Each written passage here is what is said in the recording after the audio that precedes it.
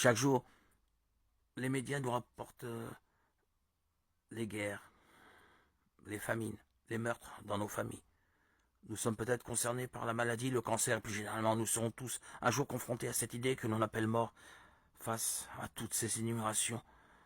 Notre premier réflexe est de pointer Dieu en lui demandant « Où es-tu » Tu es un Dieu d'amour et tu laisses faire cela. Si tu existais, il n'y aurait pas tout ça. Mais combien d'entre nous se tournent réellement vers le vrai responsable? Dieu n'a jamais souhaité tous ces malheurs et il nous avait placés dans un beau jardin où seule la paix réside et le diable est entré.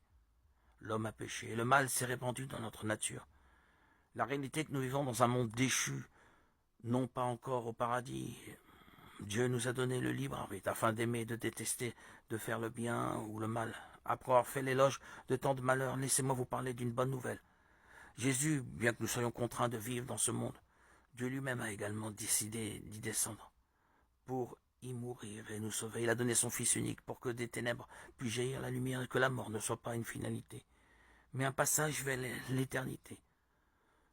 Nous aurons à lutter, nous perdrons, nous souffrirons, mais la victoire est déjà gagnée. Et nous pouvons la choisir. Parfois on ne peut pas tenir jusqu'à la prochaine soirée, parfois on ne peut pas tenir jusqu'aux prochaines réunions. Il faut qu'on reparte, s'empêtrer dans les choses du monde. On pourrait avoir honte, mais c'est comme ça que Dieu a décidé. Avant de nous avancer, pour faire une confession, entrer sous le sang de Jésus qui nous purifie de tout péché, nous devons focaliser notre attention afin de voir le Dieu unique, vivant et vrai qui se tient là, lui qui a fait la promesse que les cieux et la terre passeront, mais que sa parole ne peut pas faillir. Alors tenez-vous-y fermement et vous ne serez pas ballottés par des vents de doctrine entraînés d'un lieu à l'autre, errant à droite et à gauche. Au contraire, vous saurez à quoi vous en tenir parce que vous aurez fait votre mise au point sur Dieu. Voyez que votre propre vie atteint la cible exactement comme celle des apôtres le faisaient.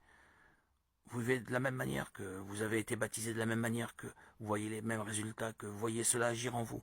Vous avez obtenu une mise au point parfaite, peu importe ce que dit votre entourage et ce que disent les dénominations de certaines églises. Vous avez obtenu une mise au point parfaite puisque vous savez que vous toucherez la cible.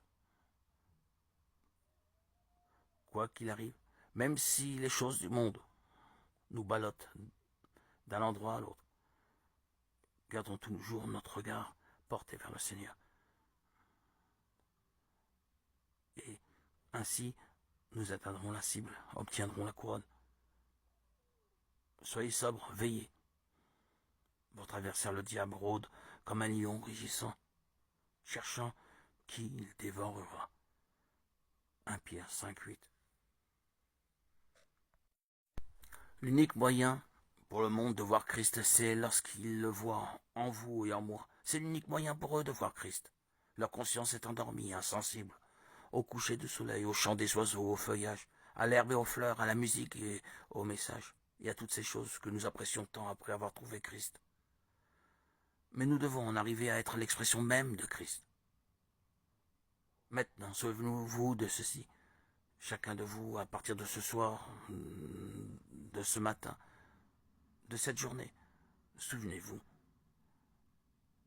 vous êtes tels des panneaux publicitaires de Dieu. Vous êtes les agents publicitaires de Dieu. Alors le monde vous observera pour voir ce que Christ est. Il ne faut pas faire étalage de toutes sortes de choses là-dessus, qui témoigneraient en fait de ce que nous ne sommes pas. Commençons d'abord par être cela. Alors quand nous le serons, le monde verra Christ en nous et en moi. C'est vous qui êtes notre lettre écrite dans nos cœurs, connue et lue de tous les hommes. 2 Corinthiens 3:2.